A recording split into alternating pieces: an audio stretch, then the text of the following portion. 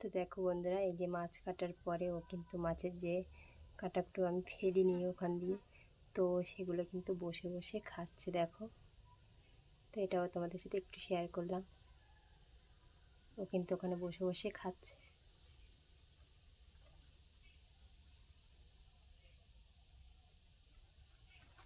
তো এখন ভিডিওটা করছি বলে কিন্তু চুপ করে বসে আছে, ভাবছে যে আমাকে তাড়িয়ে দিবে।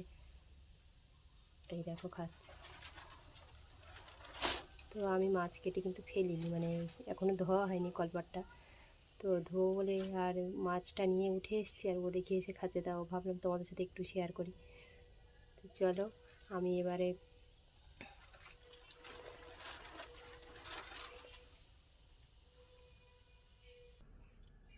তো বিড়ালটা তো খাচ্ছে ওখানে, আর আমি যে মাছ কেটে গুছিয়ে একদম রেডি করে নিচ্ছি। আর এই যে বেগুনটা এখন কাটবো, আর তার সাথে দুটো আলু